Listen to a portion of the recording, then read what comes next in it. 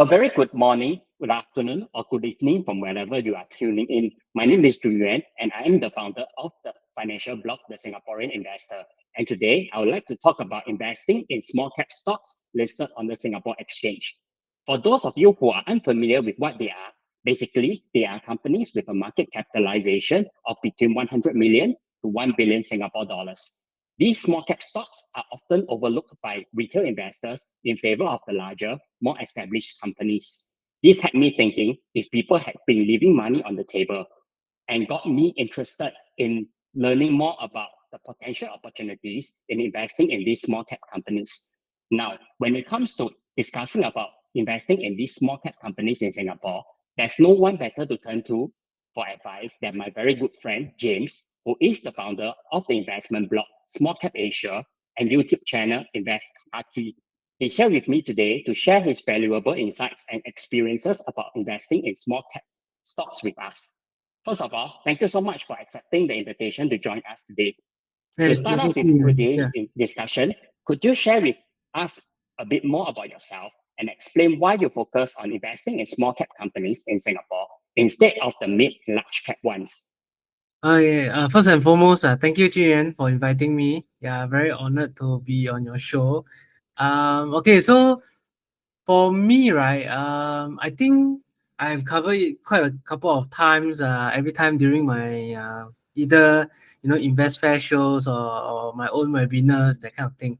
So for me, I chanced upon small cap stocks during my Motley Fool Singapore days. So when I was writing articles for them freelance, I have to write about a lot of articles. So I realized that a lot of people like to focus on banks and REITs, right, and blue chip stocks. But at the same time, there is under coverage on this kind of small and mid cap stocks. So from there, I try out my luck, so-called, dabbling into them. And then I found that actually one of my biggest winners are all from the small cap space. And from there on, I tend to do more research, more deep dives into all these small cap stocks. And then from there, I feel that I gain an edge investing in small cap stocks. And furthermore down the road, right? So after I sort of have some track record in that space, I decided to create my blog called smallcapasia.com.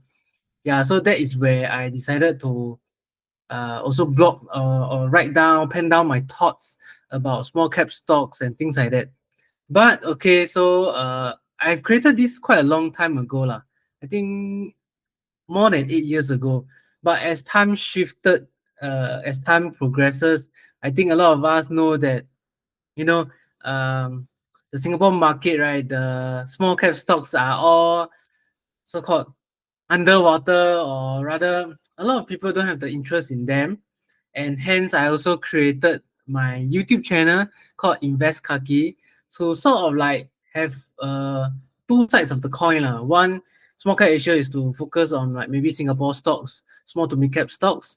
InvestKaki will be more on the global aspects. Like I also touch on US stocks, Hong Kong stocks, or REITs in general and that kind of thing. But at the same time, I'm not like fully focused on either one of them. I do have my half of my portfolio in small cap stocks. I think later on we can touch more on that, and the other half in US stocks. Yeah, so that is about me, lah. Okay. Yeah.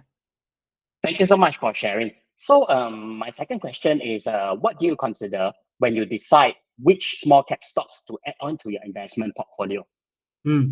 Okay, thanks, Junyuan. That's a very nice question. So for example, right, every time I chance upon some news or some exciting developments, right, because I actually subscribe to a few different publications, be it like Straits Times, Business Times, The Age, or even I also read about blogs, right, to get investment ideas. So whenever I chance upon some exciting development, I will go and do some quick glance at what they are doing. Is there any potential turnaround and things like that? So if there is something that caught my attention, I will put it in my watch list and then I will monitor them throughout lah. I will uh along the years, right, I noticed that there's always an opportunity. So it's like you don't have to like, oh, this one good then you straight away buy. You have to really do your own research, do your own due diligence, wait for the the stars to be aligned before you go into the particular stock that you're looking at. Yeah, so that is how I really go from spotting the idea, like the investment idea, doing the research, doing the homework, looking at their management team, financials, and then I will put it inside my portfolio lah. Yeah. So how many years of like annual reports do you read through to determine that this particular small cap stock is a watch list or is it a toss in the bin? Okay, that's also a very nice follow-up question, right? So when it comes to doing research, there are so many research tools out there. Share Investor is one of them. So Share Investor is very good for Singapore stocks. So I use them on a regular basis, and they often have this financials tab, right? So, like for example, if I want to look deeper into like company ABC, I can just go in and click on the financials tab, and then I can see 10 years worth of financial data. So at the quick glance, you can see whether their revenue is growing, profit is growing. Is it like just a minor blip during COVID and then subsequently they rebounded, things like that. So there are a lot of research tools that I utilize to see all these different trends. So the big picture is I want to be able to see the trend, ascertain the trends before I really deep dive into what are the numbers, okay, like how many percentage growth, whether it's sustainable in the long run, that kind of thing. Yeah. Oh, that's very interesting. So so your focus is mostly on financial figures, or do you look at things like a debt profile, dividend payouts, and things like that? Uh, yeah, I focus on both for the quantitative and qualitative side. So quantitative, I will use all these valuation tools lah. Like for example, REITs, I will use price to book, or banks price to book, right? Then the others, I will use PE or PEG. Yeah, I think for small cap, I think a large part of their so-called growth, right? Future growth is baked into the growth part, the earnings growth. So I want like the forward PEG to be, like maybe below 2 times, that kind of thing. So I look at different aspects. One valuation is just one of them. Dividends, I consider it as more like a bonus rather than a must-have for small cap stocks, because when they are growing, right? For example, back then when I invested in Marco Polo Marine, they are in the doldrums lah. So they are like they just recovered from the oil and gas slump. So you wouldn't expect them to give dividends. It's actually a bad capital allocation move if they were to pay dividends. So I would say that dividends is good to have, but more for established small to mid cap stocks that has been already growing. One example I can give is, for example, Food Empire. So I also bought into Food Empire, I think quite a while back, when they have because their operations are based in the Eastern Europe, so Ukraine, Russia. So back then when the conflict just started, right, a lot of investors just pull out because they are not sure what are the risks involved and things like that. So I wasn't in the stock back then. I was like monitoring. I know that they are gonna be impacted. I don't know how severe it is. So I waited for them to release the earnings results and the press release. Then I went to take a look. Oh, in fact, right. So I came to know that. Okay, so I went to also join like the management call and things like that. So to my surprise, the war, the ongoing conflict, right, actually increase their sales because they are required to stay awake. So they need more coffee. So that is like a different reverse thing from what a lot of investors say, right? So although yes, they are Russia, they are the currency the rubies, right, is being impacted, but that is only a temporary thing. So now you see, you go back up already. The more long term thing is that, oh, they still need coffee. They need to stay awake to fight war, right? So I went in back then lah. So that was I like to go the contrarian route where people think, hey, wow, war, the operations will be impacted and things like that. But I do more further in depth research, and I think that this is an opportunity for me instead. Yeah, so things like that lah. So I don't really just focus on the financials. It is just maybe one part of it. The other part I focus on the more of the story. Either there is either a growth story or turnaround story, and the management must be able to execute lah. I want to see that the management has the experience and maybe at least some insider ownership, worthwhile for them to take action and drive the growth. So there are two things that I look at. Yeah. Wow, coffee. Wow, that's a very, very interesting observation there. And Yeah. yeah, no, you got me thinking about food empire as well. Perhaps I will start looking at it after this call. Yeah, you can. Yeah, they have a steady growth lah, I would say. Yeah, definitely one for viewers out there. You can have a look at it. Yeah. So the next thing is that small cap stocks tend to be more volatile compared to the mid and large cap ones. What is your view on this, and how do you manage this volatility? Yeah, definitely more volatile. I wouldn't paint a very like rosy picture, right? When it comes to small caps, but it is both sides of the what you call that? Leverage is both sides of the thing, right? Of the sword or something. A double-edged sword, yeah. So although you have the downside, which is they can crash very sharply, they can also go up very sharply. So I tend to um how to say, bang on the when they come down, right? So especially I like to look at them when they already come down for like double digits, like they crash 50%, 60% or something like that.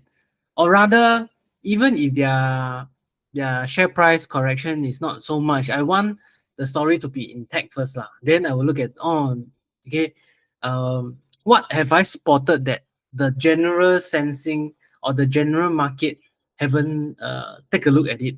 That's the result why people are selling off ma. Like for example, Citrum.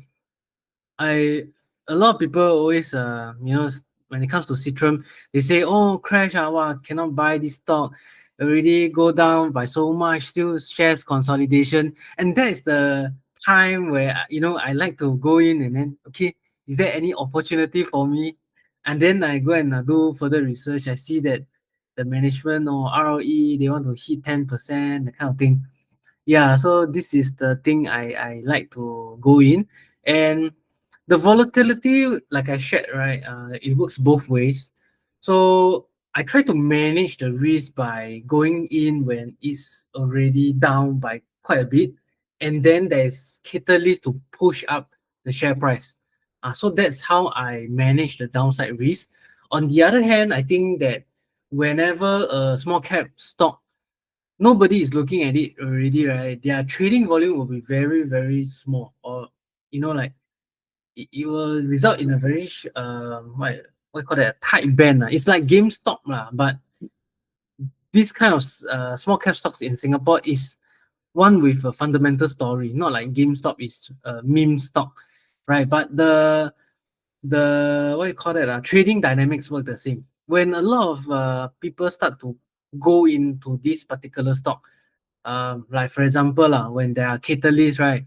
The company release good earnings, or they grow triple digits of profit growth, or some analyst starts to cover this particular stock because it's been down bottoms by very long already. Then they see that there are signs of turnaround, so analysts start to cover.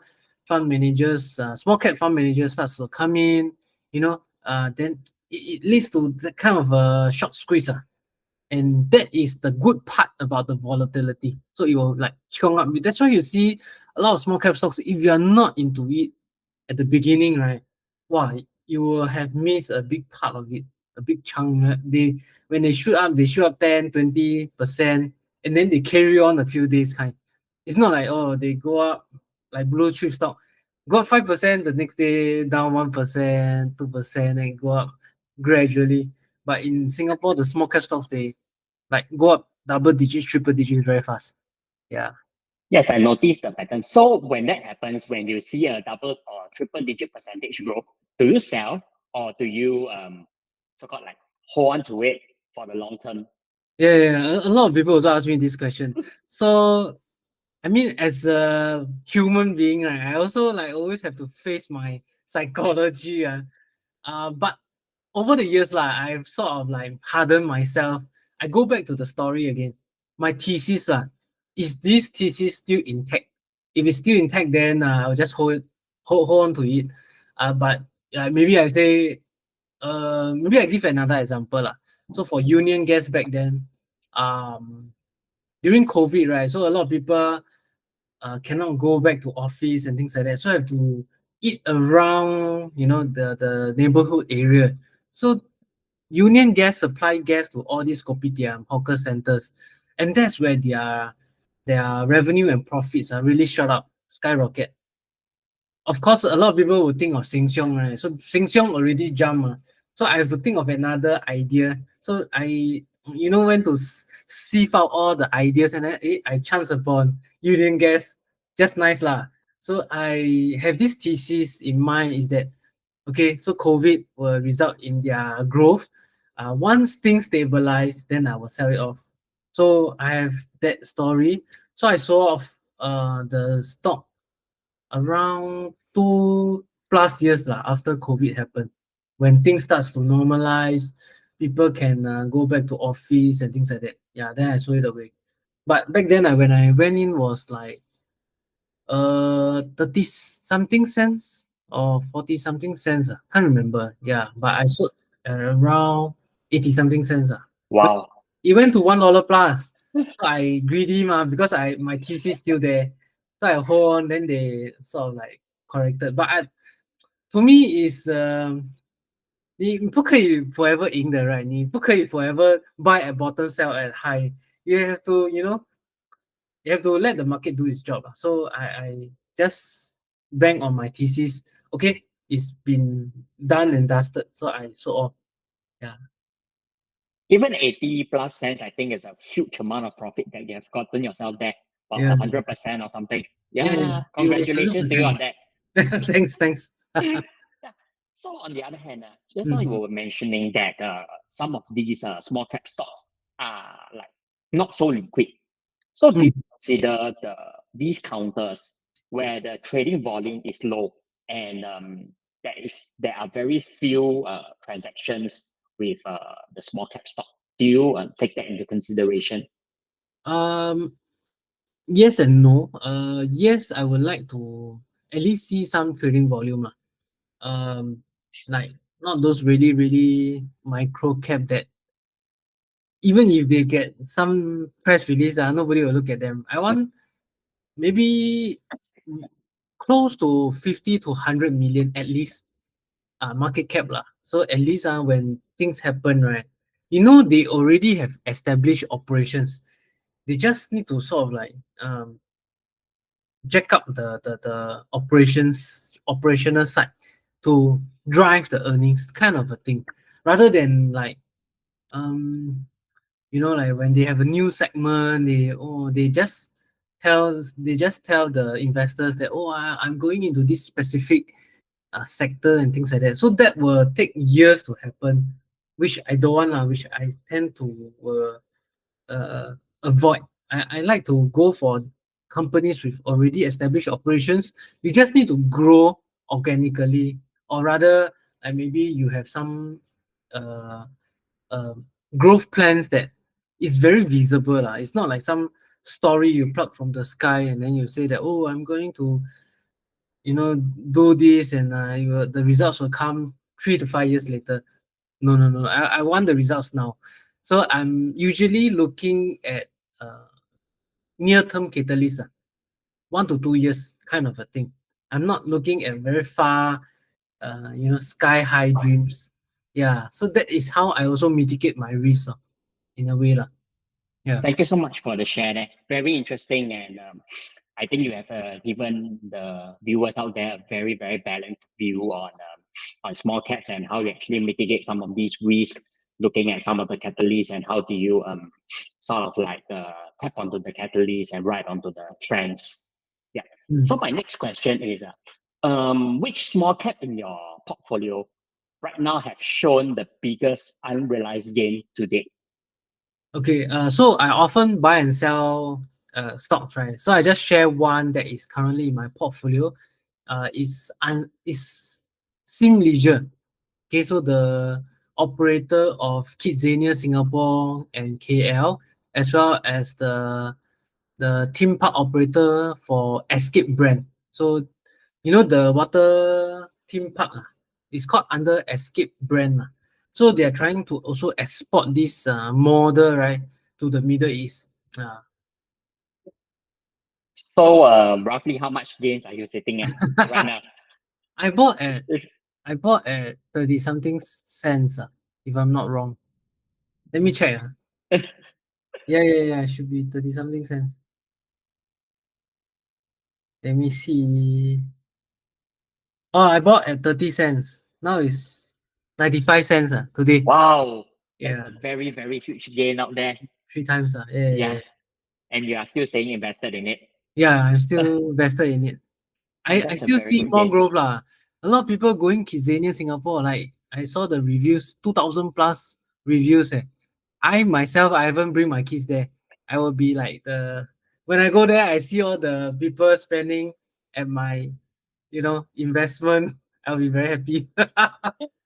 You should do a ground review of the Kidzania But one day. yeah, yeah. And then I do and then post on my own YouTube channel. Yeah, looking forward to it. Yeah, no problem. Yeah, thank you. Okay, so on the flip side, do you mind sharing with us one small cap stock in your portfolio that is currently showing the biggest unrealized loss at the moment, and why are you still keeping on to the stock? Sure, sure. The other stock that okay, a losing stock that I have is Nanofilm Technologies.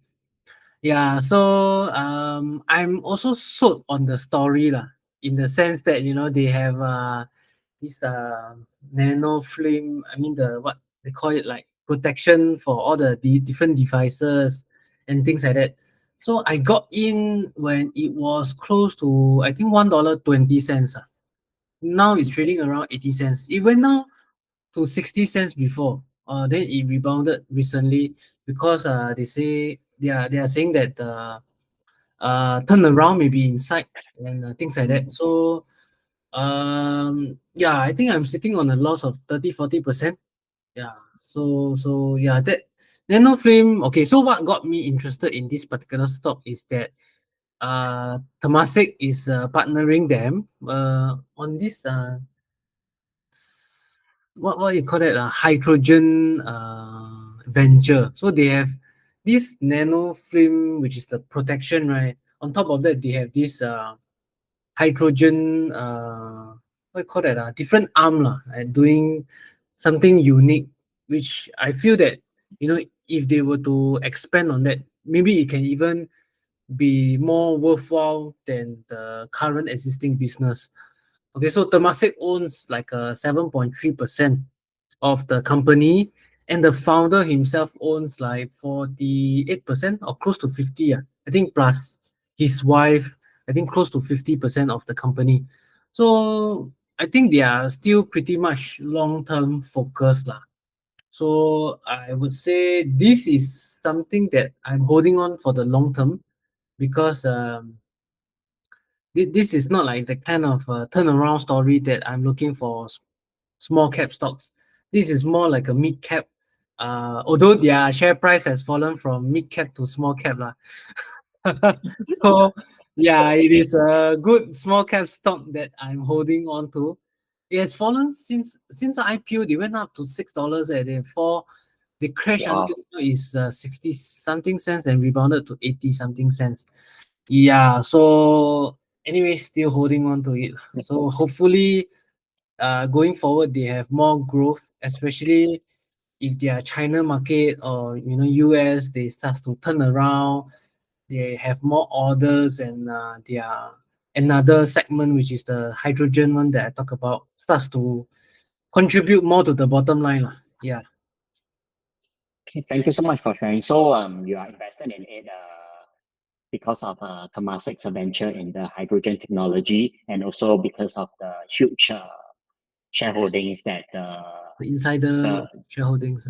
the management have in it. I think that's also very important because if the management has a high stake in the company, he or she will want to make sure that the company does well. If Yeah, not, lah. he or she will be sitting on massive losses as well. Yeah, lah, yeah, Yeah, lah. yeah. Thanks for sharing there, James. Yep. Yeah. How do you stay informed on the latest updates on the companies that you have invested in, given your busy schedule in managing two investment channel in the Small Cap Asia blog as well as the Invest Taki YouTube channel, especially for the YouTube channel where it takes massive amount of time to come up with one video.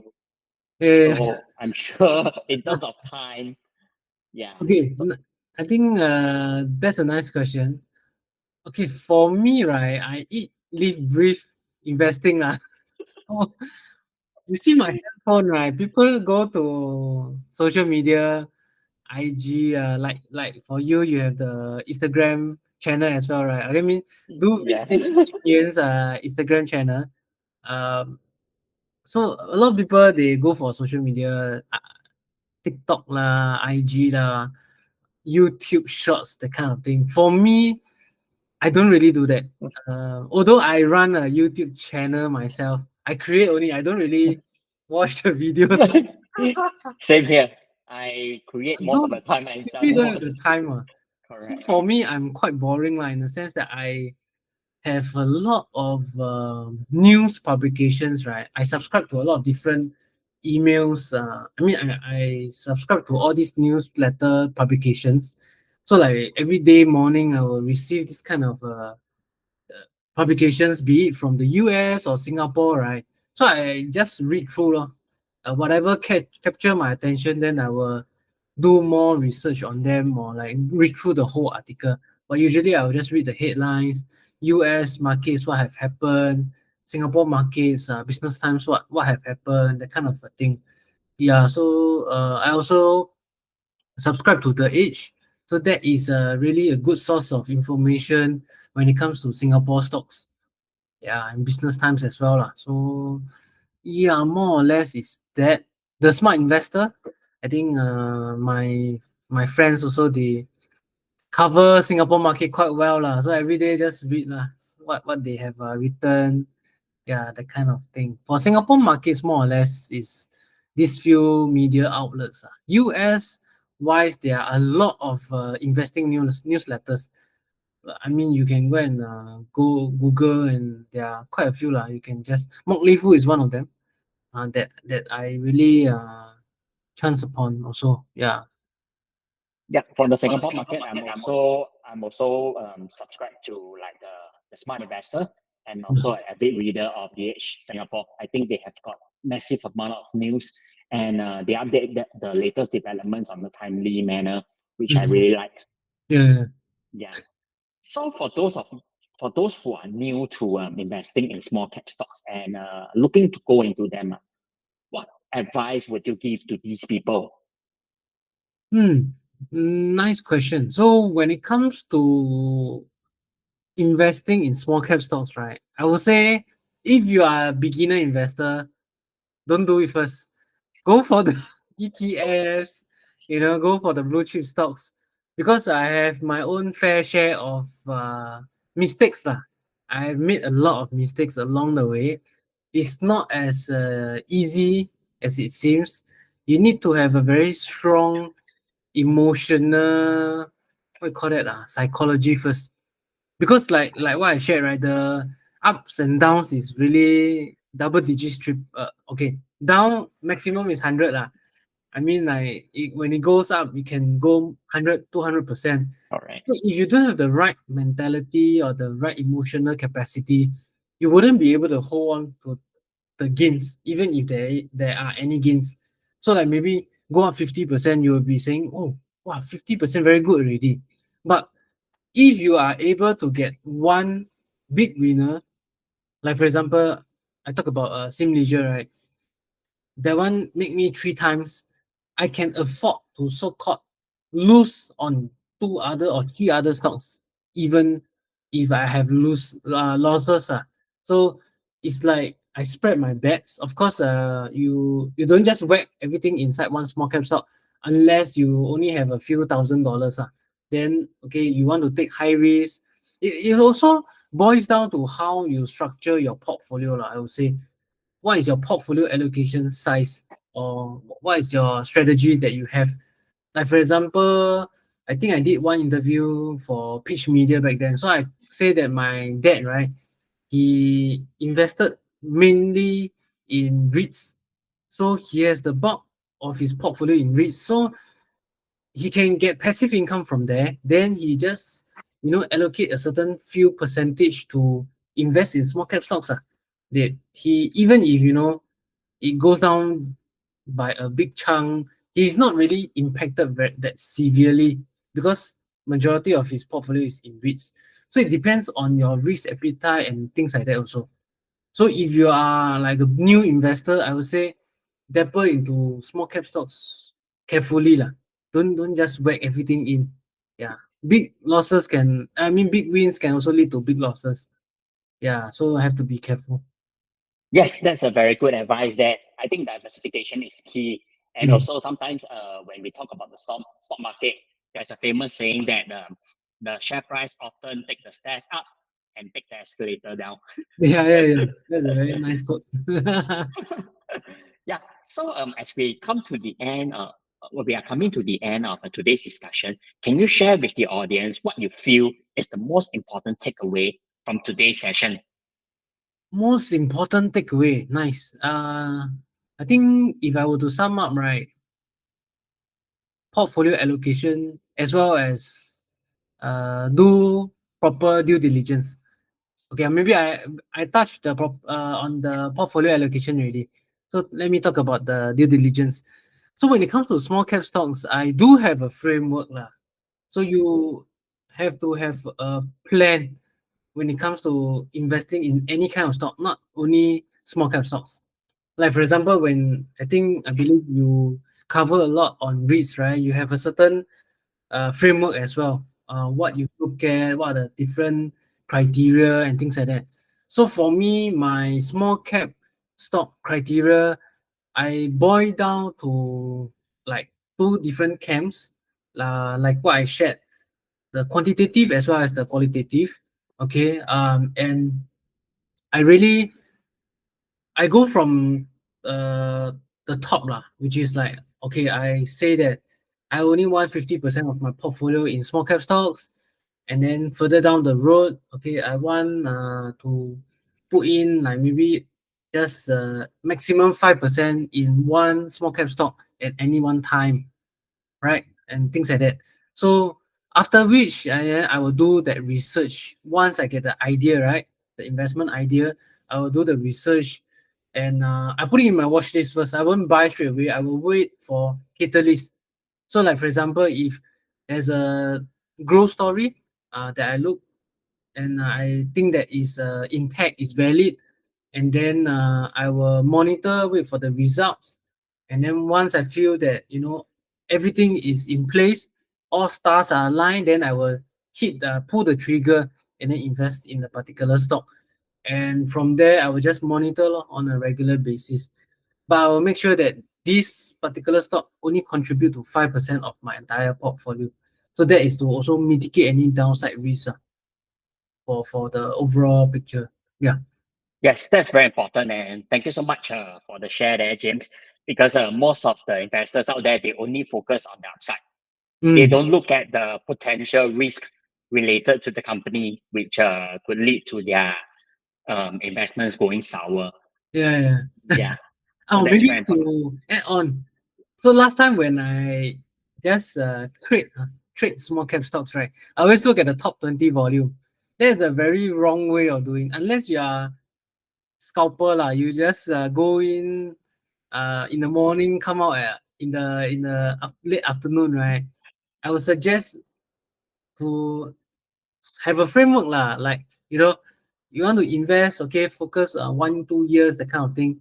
Have a proper plan on how to go about it. Not just, oh, today I want maybe bet on this top 20 volume stocks, and then I hope that I will gain double digits. That's not how I work lah. So I already learned it the hard way.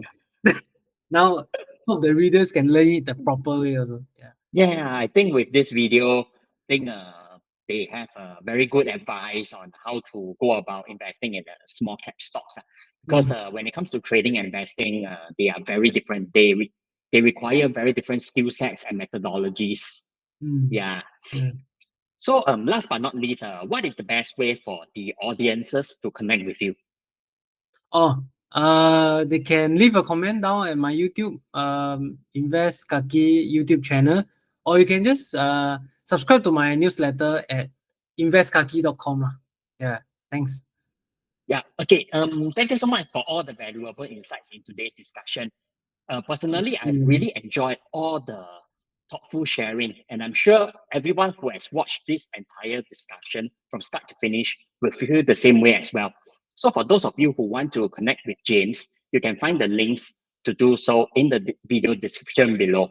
And if there's anything pertaining to this today's discussion that you'd like to ask, please feel free to do so via the comments section in this video below, and we will try to get back to you as soon as we can.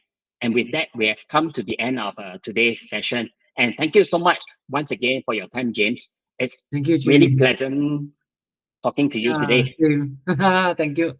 Yeah, thank you so much. Look And till forward the to the next video that we collaborate on. Different yes, team. Yeah. definitely. I'm also looking forward to more discussions. So till Okay. the next time, ciao. Thank See you. you. Bye bye. Yeah, bye bye. Bye bye.